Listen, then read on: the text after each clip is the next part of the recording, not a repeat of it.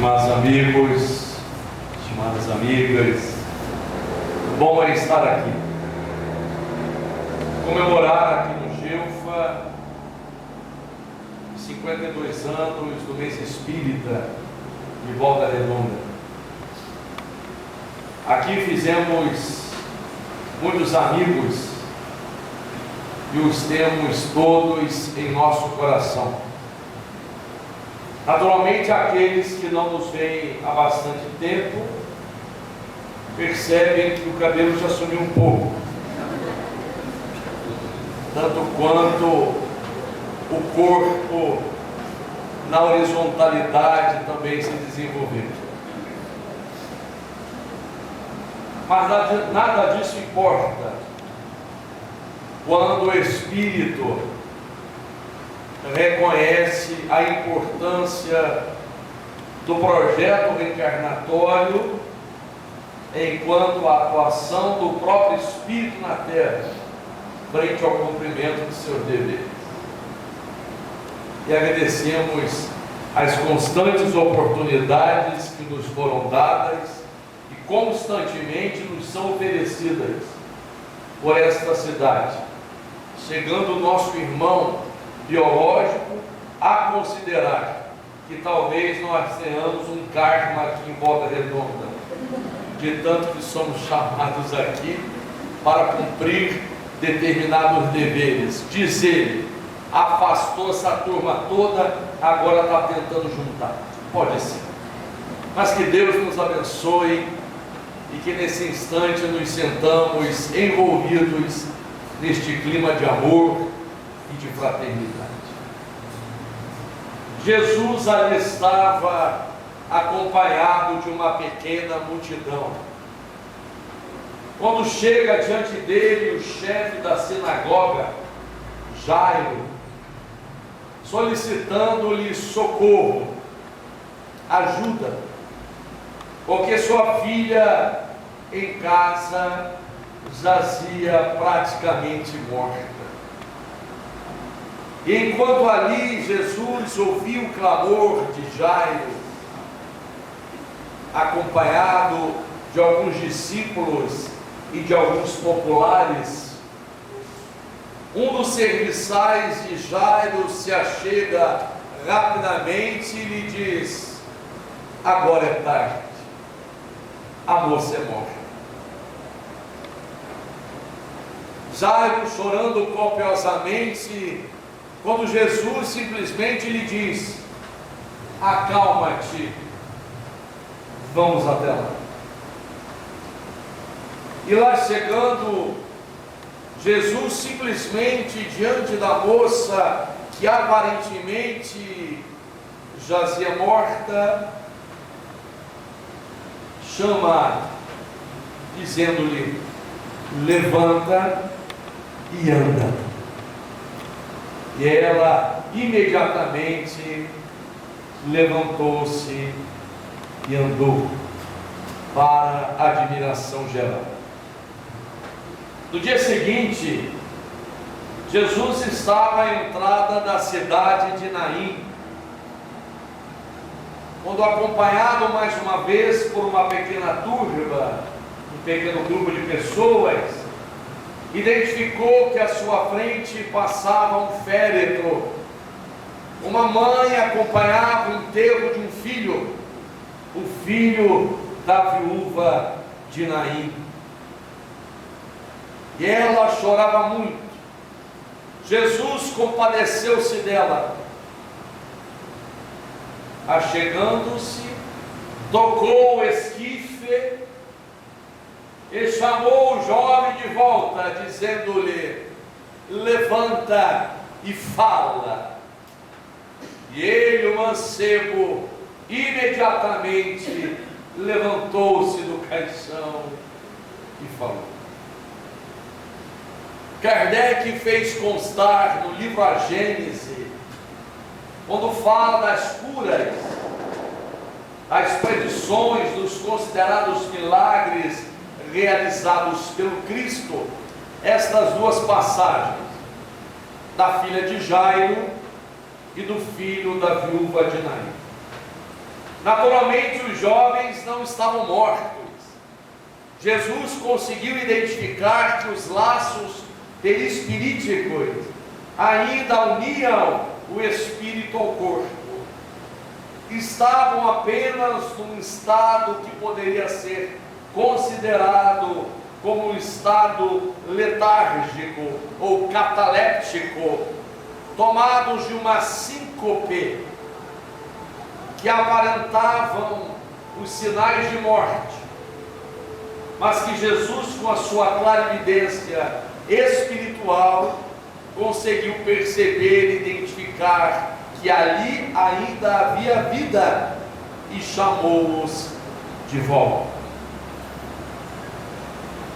O psicólogo russo Gurdjieff considera que há dois níveis do estado de consciência: o nível do adormecimento e o nível desperto ou do despertamento. Considera que o nível de consciência chamado adormecimento não quer dizer que as pessoas estejam naturalmente dormindo, mas que psicologicamente estão envolvidas as criaturas humanas por este estado do adormecer. Como não estando conscientes da sua verdadeira realidade existencial, não estando na plena realidade das suas funções psicológicas, psíquicas, embora as biológicas, as físicas estejam em funcionamento. É como que se considerássemos a determinada situação dizendo: há almas mortas em corpos vivos. Criaturas humanas que existem, cumprem uma determinada rotina prática e diária de coisas, sobrevivem rotineiramente, assumem uma série de tarefas domésticas, profissionais, sociais, que as mantém andando de um lado para cá, cumprindo as tais tarefas, com recursos biológicos, físicos, com recursos emocionais, até mesmo recursos psicológicos, mas não na sua plenitude, não tendo, portanto, consciência daquilo que fazem, correndo o risco de agirem automaticamente ou de forma autômata. Já o estado do despertamento quer dizer que aqueles que antes estavam adormecidos para determinados pontos da sua própria vida, num instante qualquer acordaram. Talvez não tenham acordado para tudo, mas acordaram para determinados pontos importantes e primordiais, conseguindo então identificar na vida o que seja realmente importante, necessário, essencial e prioritário. São 4 quesitos que caracterizam este estado do despertar da criatura humana. Não faz por fazer, não age por agir, não anda por andar, não pensa por pensar, mas considerando aquilo que é importante, essencial, necessário e prioritário, o faz sempre com grandeza de espírito e procurando se utilizar das suas capacidades intelectuais, intelectivas, o uso da inteligência, do bom senso, da razão, do raciocínio, da lógica, a absorção dos sentimentos e das emoções para aquilo que faz, para aquilo que apreende e entende fazer como importante na sua vida e essencial para a sua existência e prioritário e necessário naquele instante. Diante desses dois estágios, identificamos então que a humanidade se debate entre o resultado das suas andanças de antes, como a resultante daquilo que foi feito nos variados estágios da humanidade, desde os primórdios, desde o primitivismo. A humanidade caminhou, e chegando à modernidade, iniciou um processo de saída dos porões íntimos, de tentativas de se autodescobrir, de colocar para fora aquilo que lhe incomoda por dentro, e na tentativa de buscar o prazer não vivido antes, as situações que pudessem lhe desvendar um mundo de vantagens, na tentativa de ser feliz, quase sempre errou de algo. Buscando ser feliz, buscando ser livre, atingiu os alvos incertos e desalinhados para com as leis de amor, de justiça e de caridade. Colhendo hoje a humanidade, então, o resultado daquilo que fez e dos portões que abriu para viver essa sua tal felicidade e essa sua tal liberdade. Vivemos hoje um verdadeiro caldeirão de experiências, um laboratório de emoções. Cada qual quer ser feliz, cada qual quer ter um tempo para si mesmo, cada qual quer sentir um gosto mais apurado do que é realmente viver, mas ainda se debate com as próprias fragilidades emocionais, ainda se debate com as próprias precariedades íntimas. Tendo os olhos voltados à verticalidade da vida, nos perdemos nas relações horizontais do viver e do conviver. Temos o desejo de nos tornarmos criaturas melhores, mas convivemos diante de uma humanidade terrena que, baseadas em suas tradições, seus convencionalismos, seus paradigmas paralisados, ou aqueles que se tentaram mover para a busca da liberdade, caindo na libertinagem, construímos então esta realidade existencial em que enfrentamos hoje as dificuldades do momento. Cada continente com as suas tradições, os seus convencionalismos, os seus mores, os seus costumes, o seu jeito de viver. E a partir do instante em que despertamos para esta realidade, em que nós se faz a luz, fiat lux, em que compreendemos que tudo tem uma razão de ser, de que nada é por acaso, e de que de alguma sorte temos nós um compromisso diante do nosso projeto individual e diante do projeto coletivo, onde nos reencarnamos para cumprir determinadas missões, determinadas tarefas que possam colaborar para o avanço da humanidade, mesmo nos enfrentamentos que ora os dominam, e diante das dificuldades que todos de alguma sorte passamos. Os sofrimentos íntimos, as angústias, um certo desencanto, um certo estado letárgico ou cataléptico, de uma síncope interior, que nos faz algumas vezes querer desistir da luta, deixar para lá, deixar para outro momento, Chegam alguns a dizer que vontade de sumir, de desaparecer, de desintegrar, ir para algum lugar onde eu não conheça ninguém, ninguém me conheça, e onde os problemas possam ser deixados para trás. Um certo desencanto, um certo sufoco interior, em que chegam alguns a um estado de depressão, de desilusão, de sofrimento, que trazem até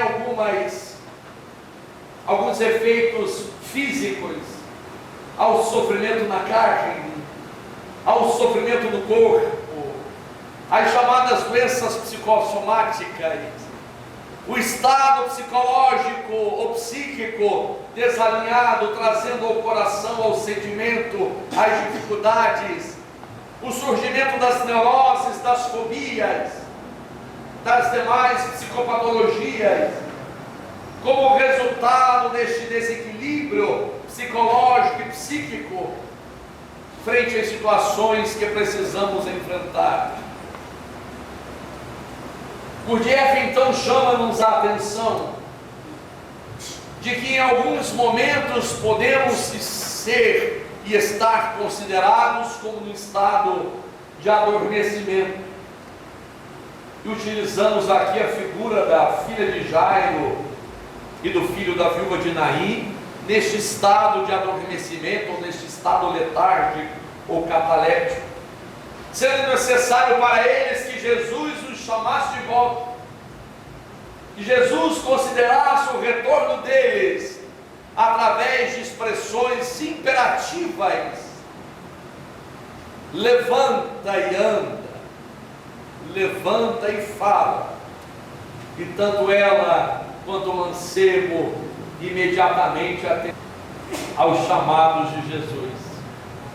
Se a humanidade passa pelas suas crises atuais, em que todos assistimos praticamente em tempo real, uma vez que estamos numa conexão global, assistindo as notícias, identificando pelo meio televisivo, pelo meio internautico, pelo campo da telefonia celular, dos variados aplicativos, aquilo que se nos acontece longe de nós, mas que traz de alguma forma a relação e a influência energético, magnético, espiritual daquilo que está acontecendo lá, mas que nos atinge aqui. Isso está a exigir de nós outras capacidades que talvez ainda não as temos, mas que estamos tentando desenvolver.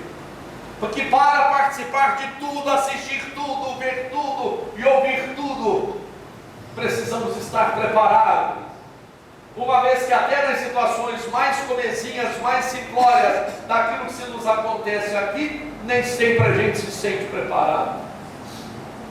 Acontece uma simples mudança do vento lá fora e a gente já está para acabar.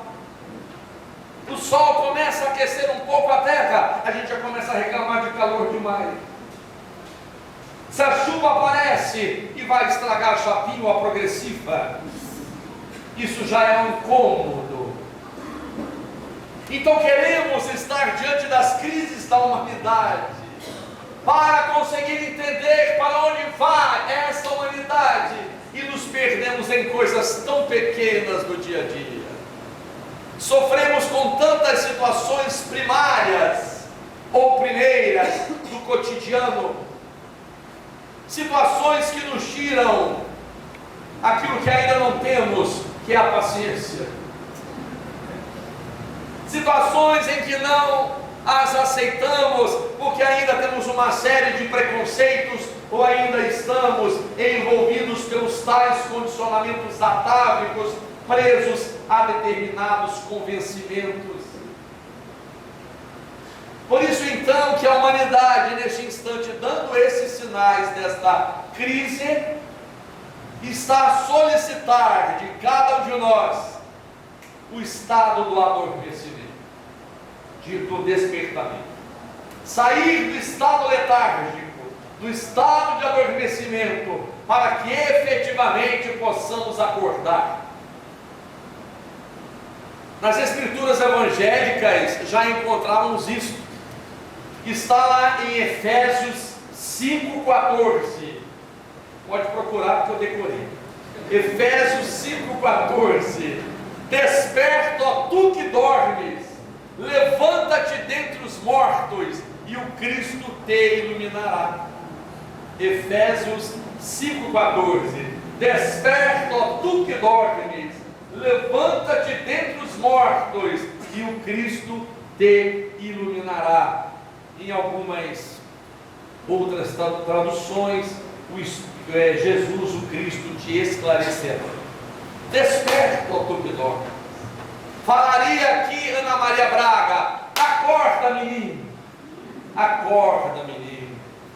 Este despertamento que nos faz trabalhar a nossa acuidade visual, não só para ver, mensurar, identificar o que está numa condição física para a aparência material, mas a partir do momento em que a nossa acuidade visual faz-nos enxergar agora aquilo que está verdadeiramente invisível aos olhos, segundo Saint-Exupéry, e que é essencial.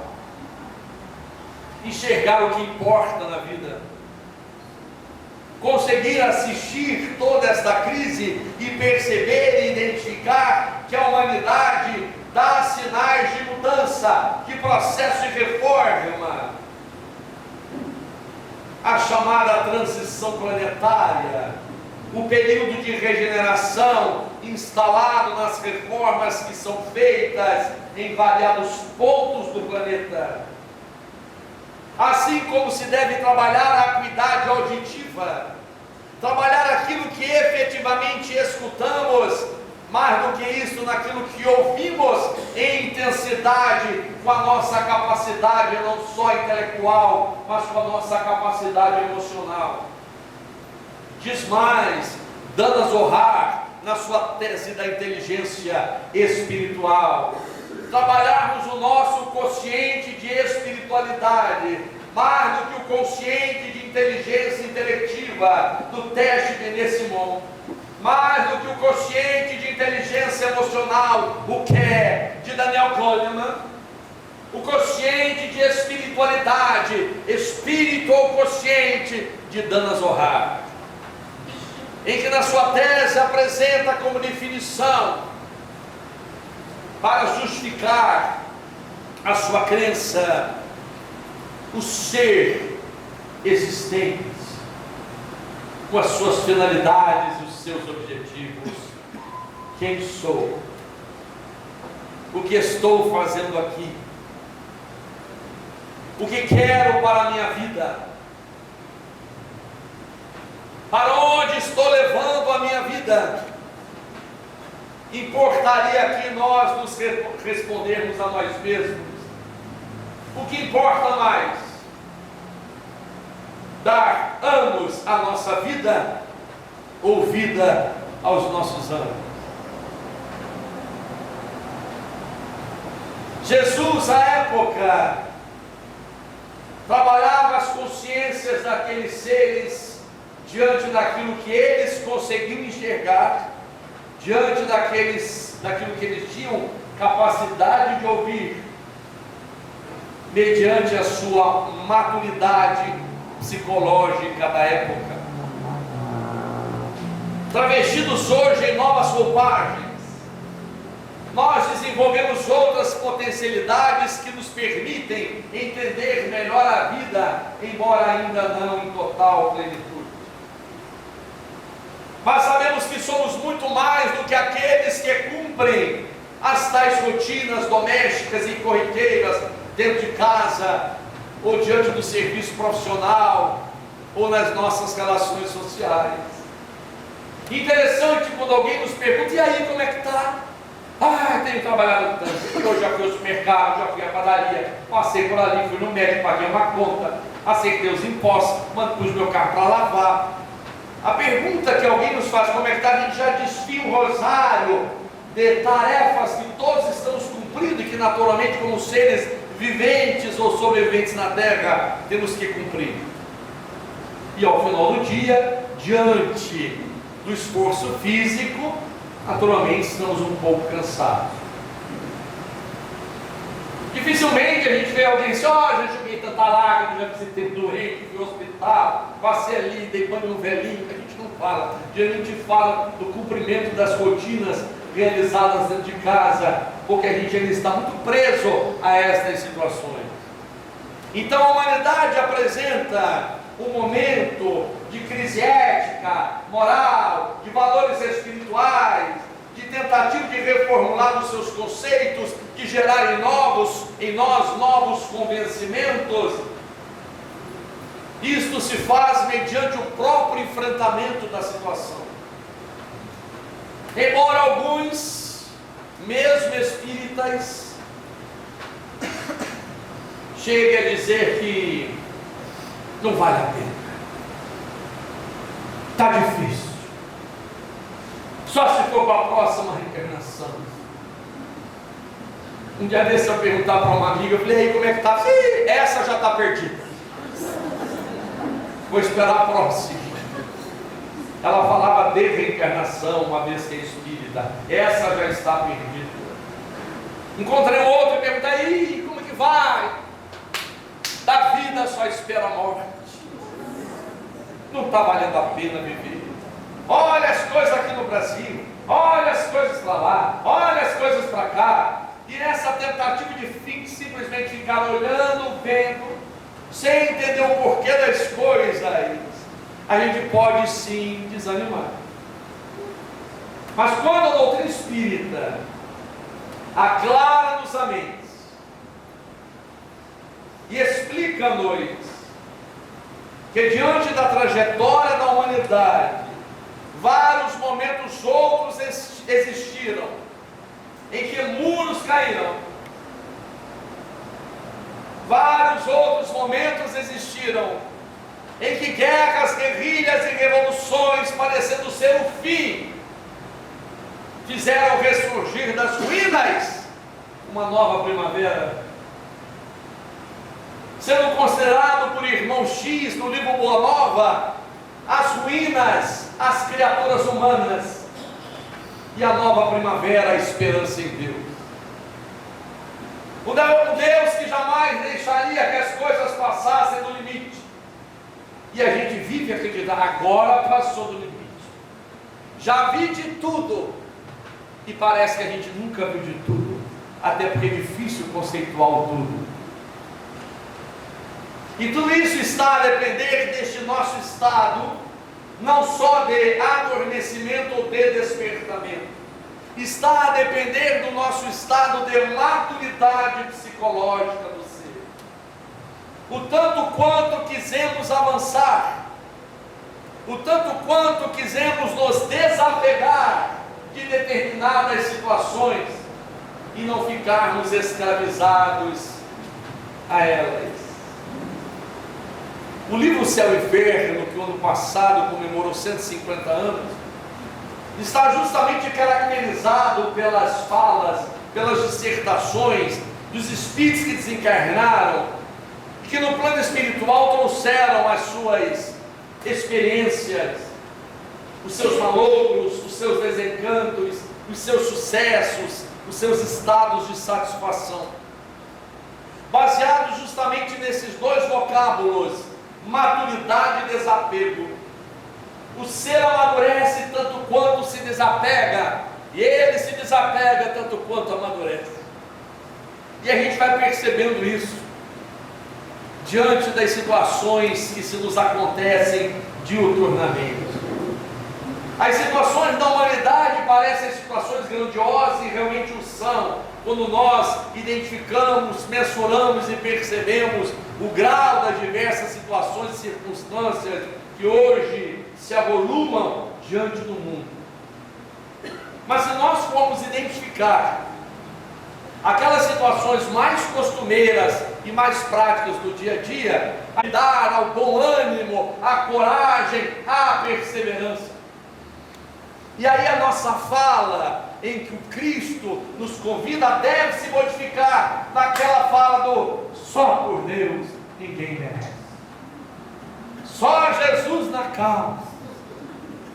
Estou para acabar. Isso é impossível. Não sei onde isso vai dar. São expressões negativas ou negativistas, consideradas na sociologia como frases assassinas. Matam-nos as possibilidades de crescimento. E quando nós nos apercebermos que aquelas situações complicadas são justamente os convites ao processo de mudança, convites, desafios. Joana de Ângeles, inclusive no livro Desperte e Seja Feliz, num capítulo intitulado Enfrentando Tentações, ela nos chama a atenção para os chamados convites tentações. São tentações, são dificuldades, são circunstâncias complicadas, mas que estão nos tentando para o lado positivo. Estão nos tentando para que nós tomemos uma outra posição e saiamos do adormecimento e passemos para o despertamento ou para o estado desperto. Para isso podemos nos valer de 4 fatores importantes: aceitação, autenticidade, empatia, confronto. A aceitação de si mesmo, a aceitação da própria vida, a aceitação como compreensão de si, num processo de conhecimento de si mesmo, de saber o que se quer de si mesmo para continuar prosseguindo, mas a aceitação da vida, das condições que temos, a aceitação do outro, a aceitação de com quem vivemos, com quem nos relacionemos, a aceitação, a autenticidade que alguns interpretam como sendo a franqueza. Fulano é autêntico, ele é franco. Na verdade tem muita gente que é rude e sem educação, que fala que a franqueza é autenticidade. A autenticidade é um valor importante, o ser autêntico, o entregar-se nas mãos de Deus, o sentir-se filho de Deus, irmão de Jesus, na autenticidade da vida, e andarmos e falarmos de acordo com aquilo que ora pensamos e acreditamos, naquilo que ora sentimos e nos emocionamos, e que agora nos fará agir e reagir de acordo com estes preceitos que acreditamos e sentimos como sendo os verdadeiros. A empatia, que nos faz nos colocar no lugar do outro, entender a dor do outro, entender os seus traumas, os seus vazios, as suas lacunas existenciais, as suas carências. Na verdade, todos nós de alguma forma temos muitas carências, carências que nos apresentam ciúmes, o melindre, uma série de sentimentos ou de posturas comportamentais que nos escravizam ainda psicologicamente.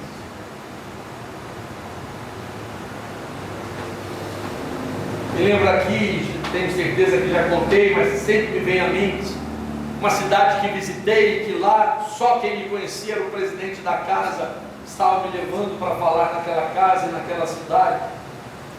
Sentei-me como fiz hoje, sentei logo à frente, mas aqui já mais conhecido, muita gente veio me cumprimentar.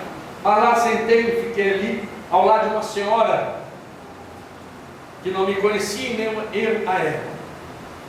Quando de repente foi solicitado que alguém que estava lá para trás fizesse a prece inicial, e a tal pessoa fez. Quando terminou, essa que estava sentada do meu lado me cutucou, sem me conhecer, disse: tudo que não tem coragem de falar na minha cara, falou na prece. Eu que não a conhecia, nem ela me conhecia, eu não sabia do fato nem das coisas. Meu tema não era melindre, mas até falei um pouco depois. Falei: mas como assim? Quando ela disse assim: Senhor, abençoa essas pessoas complicadas, sou eu, é de mim. Então as nossas carências levam-nos aos melindres, às variadas situações emocionais. e a gente de forma repetida vai entrando em determinadas experiências, vai se perdendo em si mesmo, vai saindo do foco, vai errando de alvo. Por isso então a aceitação, a autenticidade, a empatia e o confronto, que não é briga, não é luta, mas é estar de frente, enfrentar a situação. Então, diante das crises da humanidade, aceitação. Diante das crises da humanidade, autenticidade. Diante das crises da humanidade, empatia, colocar-se no lugar dos outros. Diante das crises da humanidade, confronto, postar-se de frente, cumprir a tua parte, levantar e andar, levantar e andar, levantar e falar, em nome do Cristo, em nome de Deus, e cumprir aquilo que aqui viemos fazer. De modo especial hoje, para que possamos encerrar, todos nós cantamos aqui o hino nacional brasileiro, de modo a homenagearmos a nossa pátria e enviarmos as vibrações mais sinceras e carinhosas para este momento essencial, necessário, importante, prioritário para a mudança de algumas coisas e que a espiritualidade acompanhe de perto.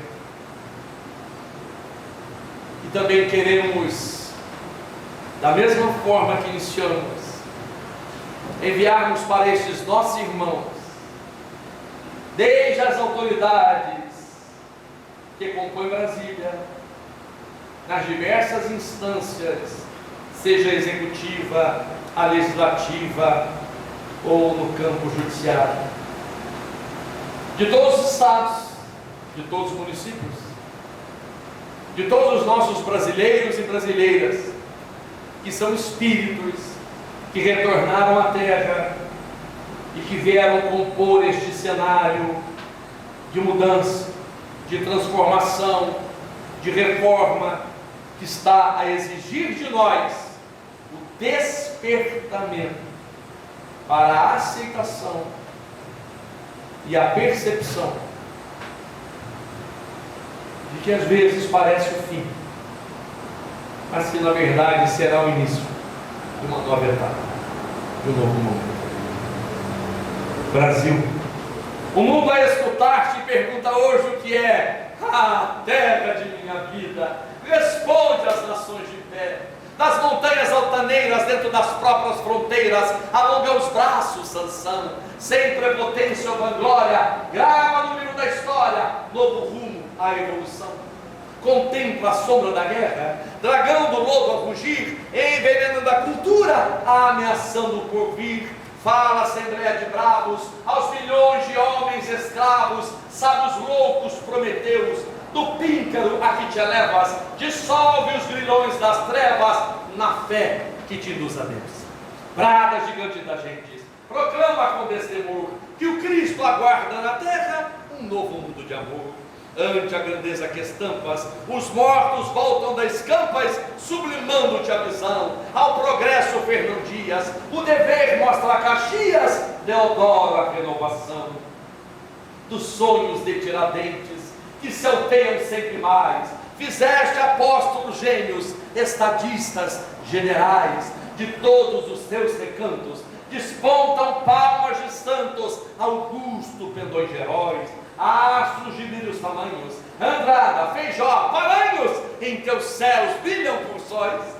Desde o dia em que nasceste, ao força de Cabral, o tempo se iluminou na Bahia maternal. Hoje que o mundo te espera, para as leis da nova era, por Brasília envolta em luz, que em ti a vida se integre, de Manaus a Porto Alegre, no Espírito de Jesus. Ao resguardar o direito, mantendo a justiça e o bem, luta e rasga o próprio peito, mas não desprezes ninguém. Levanta o grande futuro, ergue tranquilo e seguro a paz nobre e varonil, e a humanidade que chora clama do Senhor. E agora o Cristo aponta: Brasil, Brasil, levanta e anda. Brasil, levanta e fala, em nome de Deus, em nome de Jesus.